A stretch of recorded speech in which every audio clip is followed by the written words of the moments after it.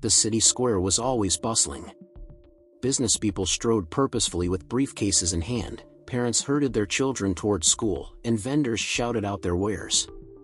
Amid this chaotic symphony of life, Senior Augusto sat on his usual bench, unnoticed.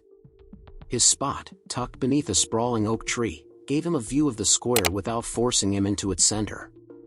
Augusto was an old man. His wiry white hair framed a face etched with wrinkles, each line telling a story of years gone by. He wore the same leather jacket every day, a patchy brown thing that had once been sturdy but was now held together by sheer resilience. His trousers were faded, and his shoes, with their mismatched laces, had seen miles more than any map could show. Despite his appearance, Augusto's eyes were sharp. They scanned the crowds with an intensity that betrayed his quiet demeanor. People hurried past him, their heads down or their phones glued to their hands. No one ever looked at him. To them, he was invisible, just another figure blending into the background noise of the city. But Augusto didn't mind. He had long ago learned that invisibility could be a gift. It allowed him to observe without judgment, to notice the small cracks in people's masks. He saw the young woman who always checked her reflection in the cafe window, the man who seemed to carry the weight of the world in his slumped shoulders, and the child who lingered by the fountain as though wishing for something more. Every day, Augusto found ways to help these strangers in small, unremarkable ways. A few weeks ago, he'd seen a wallet slip from a man's pocket as he stepped into a cab. Quietly, Augusto retrieved it and handed it to the driver to return. No thanks were given, but that wasn't why he did it. Yesterday, a woman had dropped her scarf in the wind, and Augusto had managed to place it back on the bench where she sat. She never saw him. He liked it that way. Yet, even Augusto could not completely escape the sting of loneliness. Some nights, as he leaned back on his bench and gazed up at the stars, he thought of the family he had lost. Memories of his wife's laughter, his son's curious eyes, and the warmth of a home he once had flooded his mind. But he had trained himself to push those memories down, to let them settle in the quiet corners of his heart. There was no room for self-pity when he had work to do. That morning, the square hummed with its usual energy. Augusto sat with his hands clasped, his back straight despite the years of hardship etched into his bones. He watched as a young couple argued by the fountain. The man gestured wildly, his voice sharp, while the woman looked down, arms crossed. Augusto's eyes flicked toward the cafe, where a child tugged at her mother's coat, begging for attention that wasn't coming. And then he saw him. A young man with disheveled hair and a wrinkled suit sat at the far edge of the square, his head bowed. Even from a distance, Augusto could feel the weight of something heavy surrounding him. The man's shoulders were hunched, his hands shaking slightly as they gripped the edge of the bench. He was different from the others in the square, not hurried or indifferent. He looked broken. Augusto straightened, his gaze locked on the stranger. The hum of the square dimmed in his mind as he focused. There was something about the young man's stillness that stirred an old instinct in Augusto, a sense that, maybe, his invisibility was needed once again. Augusto watched the young man for several minutes, his eyes scanning for details. The man's tie was askew, his shirt wrinkled and untucked. His shoes, once polished, were scuffed and dusty. Most telling of all was the way his hands trembled as he ran them through his unkempt hair. He looked like someone who had been standing on the edge of a cliff for far too long, unsure whether to step back or leap. After a moment of hesitation, Augusto rose from his bench. His knees protested, stiff from years of wear, but he ignored the ache. He picked up his small bag, a worn cloth sack containing his few possessions, and slowly approached the young man. "Morning," Augusto said, his voice low and calm, like the whisper of leaves rustling in the wind. The man flinched at the sound and looked up, startled. His eyes, bloodshot and hollow, met Augusto's for a brief second before darting away. "Can I sit?" Augusto gestured to the space on the bench beside him. The man didn't answer, but he didn't protest either. Augusto took that as permission and lowered himself onto the bench, placing his bag at his feet. For a while, neither of them spoke. The city's noise filled the silence between them, cars honking, footsteps clattering, voices rising and falling like waves. Augusto let the quiet settle, knowing better than to rush. "You look like you've had a rough morning," Augusto said eventually, his tone gentle.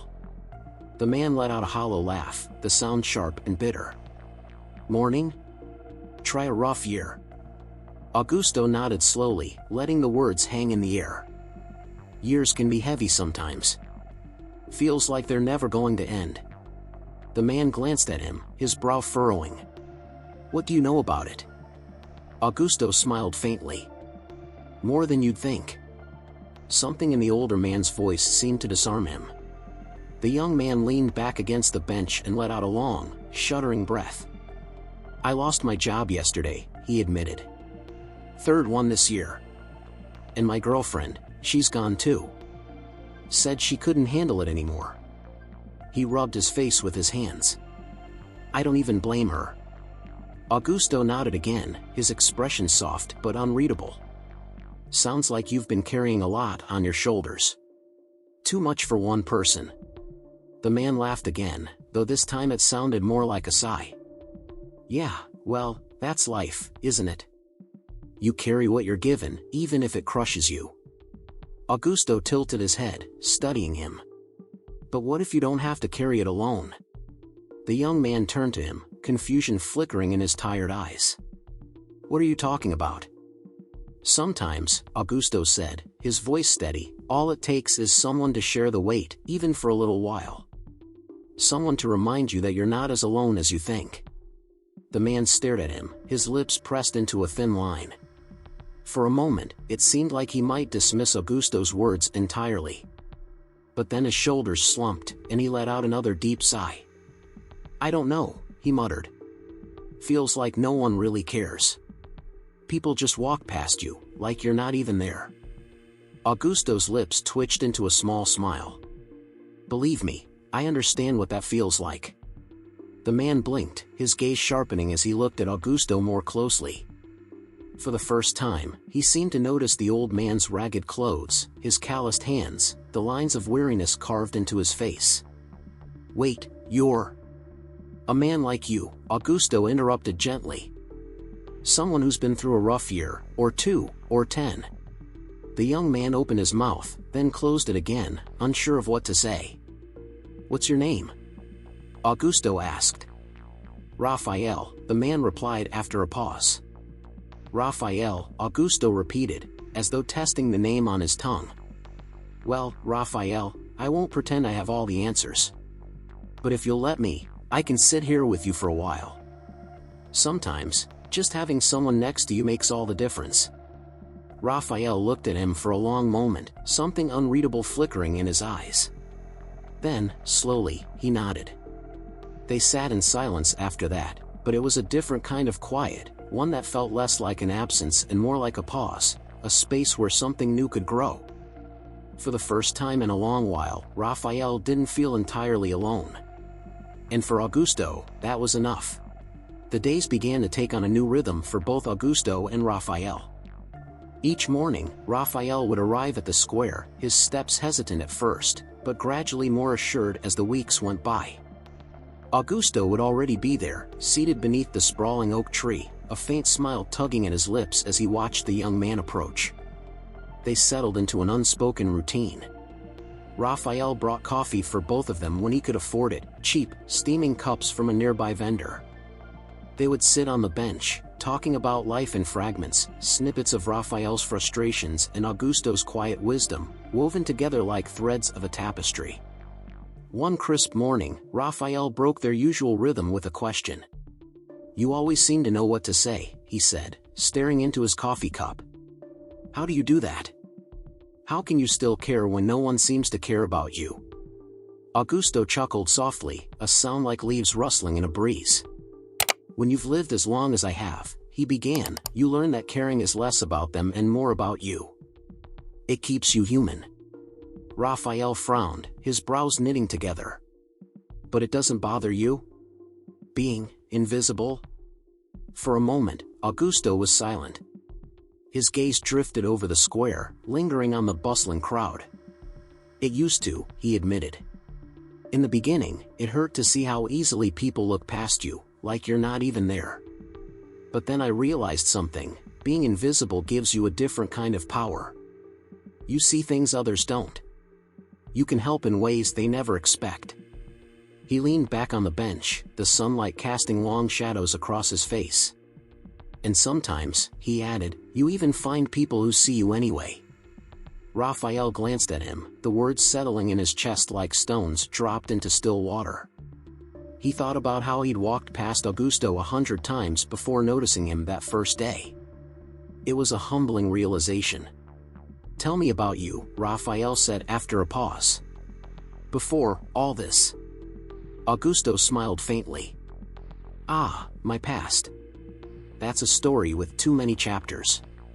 He tapped his fingers on the bench, as if deciding where to begin. I had a family once. A wife, a son. We lived in a little house not far from here. I worked in a factory, fixing machines. It wasn't much, but it was enough. What happened? Raphael asked softly. Augusto's smile faded. His eyes grew distant, like he was staring at something far beyond the square. Life happened, he said simply. The factory closed. Bills piled up. My wife, she fell ill. Cancer. We couldn't afford the treatments. After she passed, it was just me and my boy. I did my best, but, well, sometimes your best isn't enough. Raphael felt a pang of guilt for prying, but Augusto didn't seem angry.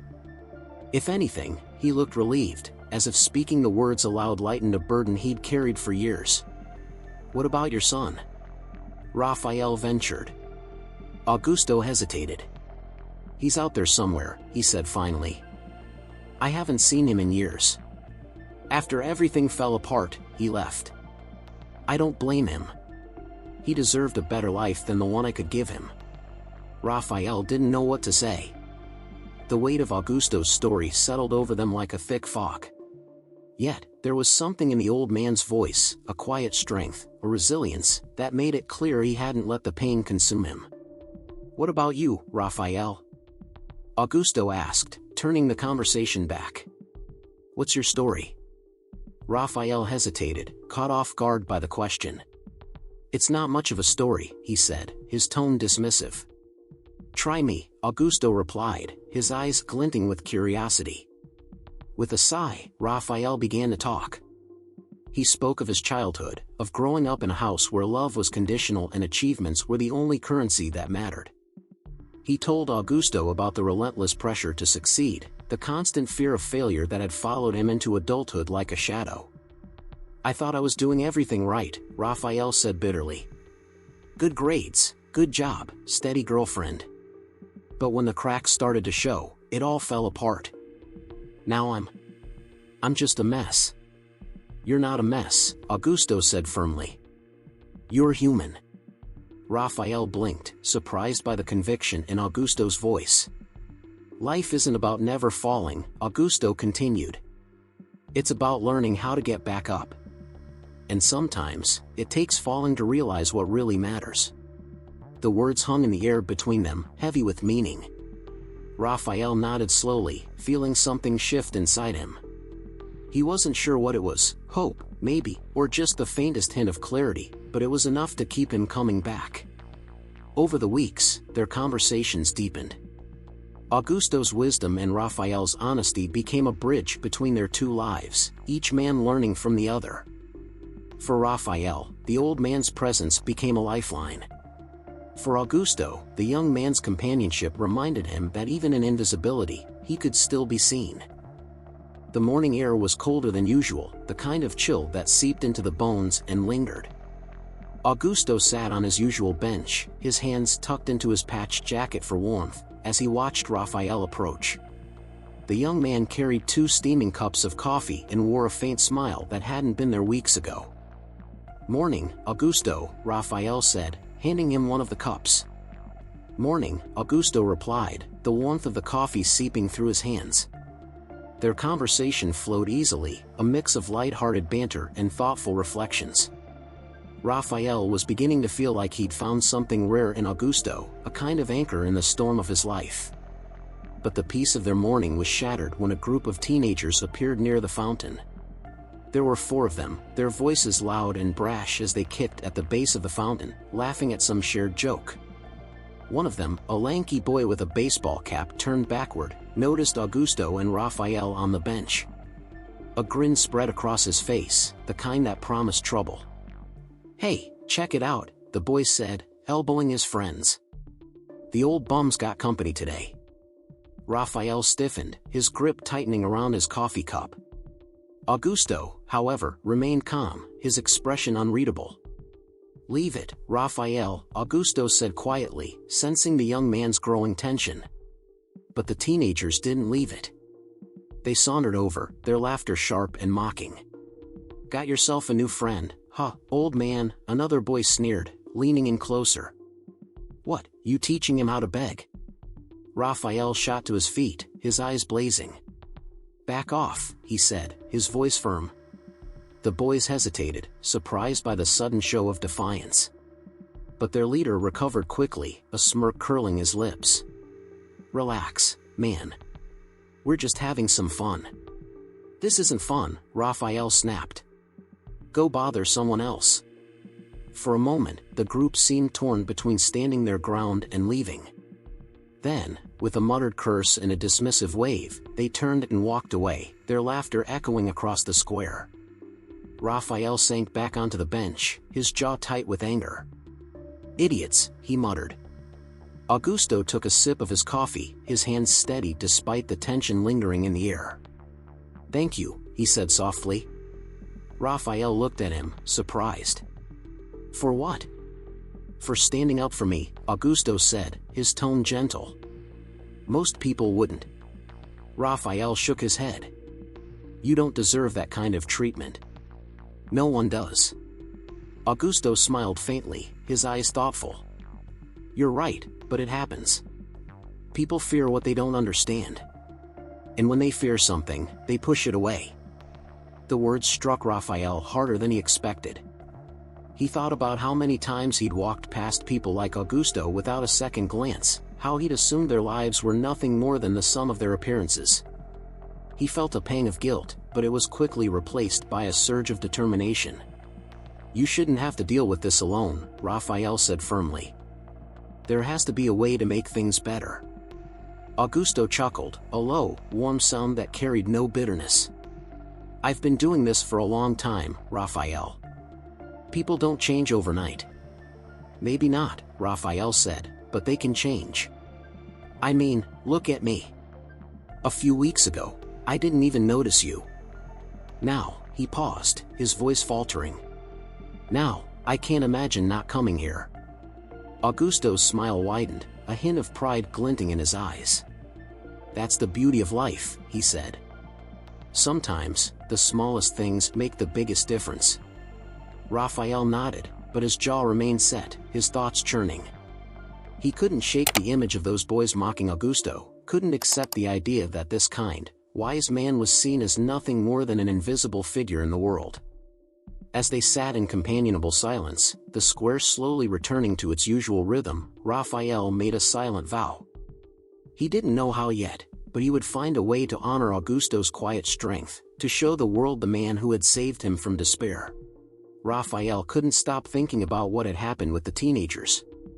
Their taunts echoed in his mind, but more than that, Augusto's quiet acceptance gnawed at him. How could someone so wise, so inherently good, be treated with such disregard? The question kept him up at night, pushing him toward an idea that made his pulse race with equal parts fear and determination. The next morning, Raphael arrived at the square, his usual coffee in hand. Augusto greeted him with his customary warm smile, but Raphael noticed the faint weariness in the older man's eyes.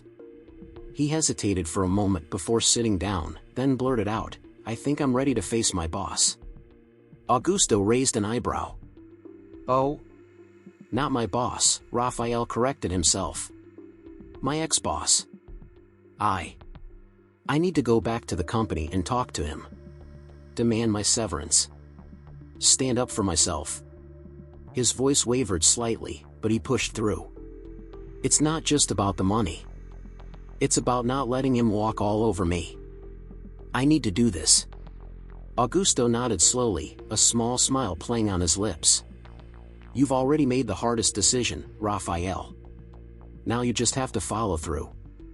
Raphael let out a shaky breath, his nerves rattling. Yeah, easier said than done. Courage isn't the absence of fear, Augusto said. It's moving forward despite it.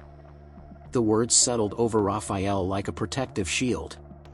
He sat a little straighter, the seed of determination taking root in his chest. They spent the rest of the morning talking, Augusto sharing stories of moments when he'd had to gather his courage, even when the odds were against him. When Raphael left the square that afternoon, he felt something he hadn't in a long time: resolve. The following day, Raphael stood outside the tall glass building that housed his former employer. His reflection stared back at him, clad in a hastily ironed shirt and a tie that still felt foreign around his neck. His palms were clammy, and his heart thumped so loudly he thought the receptionist inside might hear it.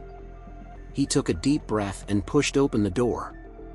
The receptionist glanced up, her eyes briefly narrowing in recognition before her professional mask slipped into place. Can I help you? I need to speak with Mr. Torres, Raphael said, his voice firmer than he expected. It's about my severance. Her hesitation was brief, but noticeable. Mr. Torres is in a meeting. I'll wait, Raphael interrupted. This won't take long. The receptionist frowned but nodded, motioning him to a nearby chair. As Raphael sat, his foot tapped nervously against the floor.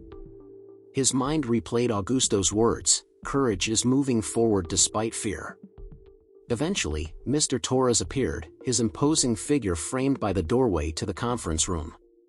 He glanced at Raphael, his expression a mix of surprise and annoyance. Raphael, he said, striding over. What brings you here? I want to talk about my severance, Raphael said, standing to meet him.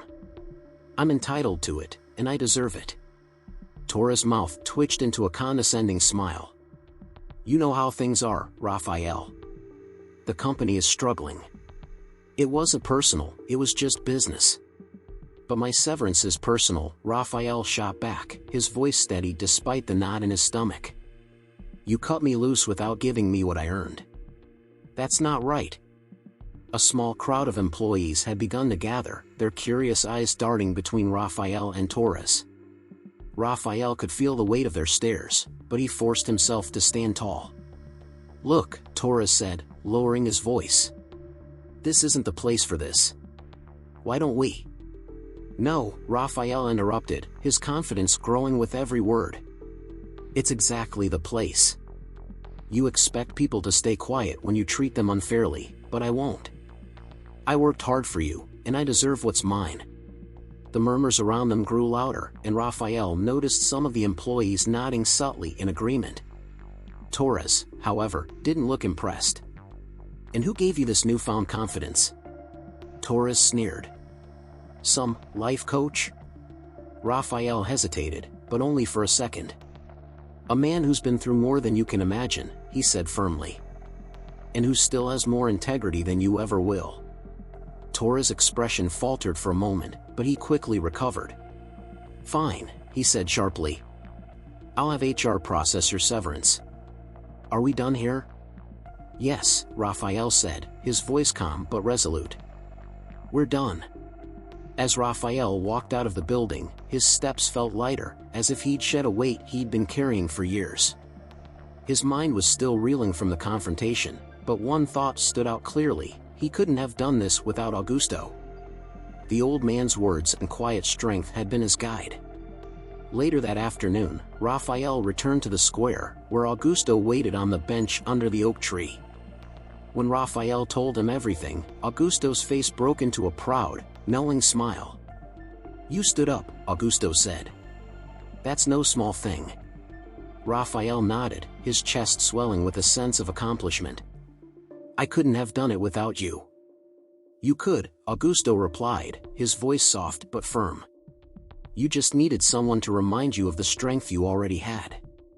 For the first time in a long while, Raphael felt like he was finally reclaiming control of his life. And though he couldn't yet see the full road ahead, he knew he wasn't walking it alone. The square was unusually quiet that morning, the usual hum of life subdued by the gray clouds hanging low in the sky. Augusto sat on his bench, gazing at the shifting crowd with his usual calm demeanor. His thoughts were interrupted by the familiar sound of approaching footsteps. Raphael appeared, carrying 2 cups of coffee. His smile was wide, but there was something new in his expression, an air of pride that Augusto had not seen before. As Raphael handed him a cup, he wasted no time sharing the news. "They're processing my severance," Raphael said, his voice brimming with satisfaction. I stood up to him, just like we talked about. Augusto's face broke into a proud smile. "You did it," he said, raising his cup in a mock toast. "I knew you had it in you." "It felt good," Raphael admitted, settling onto the bench beside him. "Terrifying, but good. And, for once, I didn't feel invisible." He glanced at Augusto, his smile faltering. "I wish people could see you the way I do." Augusto's smile softened, his eyes fixed on the horizon. "I don't need to be seen, Raphael. Not the way you think. What matters is the work, not the recognition." Raphael frowned. "But it's not right. You've done so much for people, more than most of them would ever know. You deserve to be recognized for that." Before Augusto could respond, a familiar voice cut through the air. "Hey, look who it is." The old man and his new sidekick. Both men turned to see the group of teenagers from the other day. The leader, the boy with the backward cap, sauntered toward them with a smirk plastered across his face. His friends followed closely, their laughter sharp and mocking. Raphael stiffened, ready to defend Augusto again, but the old man placed a calming hand on his arm. "Let me handle this," Augusto said softly. The boys stopped a few feet away, their expressions full of disdain. "What's the big plan today, huh?" the leader taunted. "Teaching him how to beg for change?" Augusto stood slowly, his movements deliberate but steady. Despite his age and worn appearance, there was something commanding about the way he held himself. "Let me ask you something," Augusto said, his voice calm and even. "Have you ever needed help? Real help?" The boy faltered, clearly caught off guard by the question. "What's that supposed to mean?" he muttered. "It means," Augusto continued, taking a small step forward, "that one day you might find yourself in a place where you need someone to care. Someone to see you when no one else does. And when that day comes, I hope you find what you need." For a moment, there was only silence. The boys exchanged uncertain glances, their bravado cracking under Augusto's steady gaze. Without another word, they turned and walked away, their laughter gone. Raphael stared at Augusto, stunned. "How did you?" "People are often like those boys," Augusto said, settling back onto the bench. "They act out of fear or insecurity. Sometimes, all it takes is a little truth to show them the mirror." Raphael shook his head in amazement. "You're incredible, you know that?" Augusto chuckled softly. "I'm just an old man trying to make a difference where I can." Later that day, Raphael couldn't shake the feeling that Augusto deserved more than quiet acknowledgement. As the sun set, an idea began to take shape. He went home and opened his laptop, writing down everything he'd learned about Augusto, his kindness, his wisdom, his unseen acts of generosity. When he was done, he uploaded the story to a local community board with the title, "The Invisible Angel of the Square." The next morning, Raphael returned to the square, eager to see Augusto. As he approached the oak tree, he noticed something unusual. A small crowd had gathered near the bench. People were talking in hushed tones, their eyes searching the square. "Excuse me," a woman said, stopping Raphael. "Do you know the man who sits here? I read the story online, and I wanted to meet him." Raphael's chest swelled with emotion. Turning toward the bench, he saw Augusto sitting quietly, his expression unreadable as he watched the growing crowd. For the first time in years, the man who had lived in the shadows was being seen. Augusto looked at Raphael, a flicker of amusement in his eyes. "You didn't have to do this," he said quietly. "I had to," Raphael replied, his voice firm. "The world needs to know who you are." Augusto smiled, a mix of gratitude and humility. "Maybe," he said. "But let's hope it inspires them to see others, too." As the crowd grew, Raphael realized something profound. Augusto had always been a beacon of hope, whether people noticed him or not. Now, the world was finally catching up. The square buzzed with an energy Raphael had never seen before. People gathered near the oak tree, their curiosity evident as they lingered around Augusto's bench. Some approached hesitantly, offering warm smiles or small tokens of appreciation, a cup of coffee, a bag of sandwiches, even a bouquet of flowers. Augusto accepted each gesture with quiet humility, his soft thank you carrying more weight than any grand speech. The story Raphael had written had gone far beyond the community board. Within days, it had been shared on social media, picked up by a local newspaper, and eventually caught the attention of a popular blog. The headline read, "The Invisible Angel Who Changed Lives Without Asking for Anything in Return." At first, Augusto resisted the attention. He wasn't used to being in the spotlight and didn't feel comfortable with the praise. "I'm just an old man," he would tell people. But Raphael knew better. He saw the way Augusto's words resonated with those who stopped to talk to him, the way people left the bench with lighter hearts and thoughtful expressions. One afternoon, as the crowd around the bench began to thin, a young woman approached. Her eyes brimmed with unshed tears, and she clutched a small notebook in her hands. "Mr. Augusto," she said, her voice trembling. He looked up, his kind eyes meeting hers. "Yes? I wanted to thank you," she said. "Your story, it reminded me of my dad. He passed away a few years ago, but he always believed in helping others, no matter how small the gesture. Hearing about you, it felt like a piece of him was still here." Augusto's expression softened, and he nodded. "Thank you for telling me that," he said gently. "Your father must have been a good man." The woman smiled, her tears finally spilling over. She pressed the notebook into Augusto's hands before walking away. When he opened it, he found pages filled with handwritten stories, small acts of kindness she had witnessed or heard about, inspired by his example. Raphael, watching from a few feet away, felt a swell of pride and gratitude. Augusto's quiet work was no longer invisible, and its ripple effect was undeniable. That evening, as the square grew quiet again, Augusto leaned back on his bench, gazing at the stars. Raphael sat beside him, a comfortable silence between them. "You've changed things, you know," Raphael said finally. Augusto shook his head, a faint smile on his lips. "No, Raphael. We did."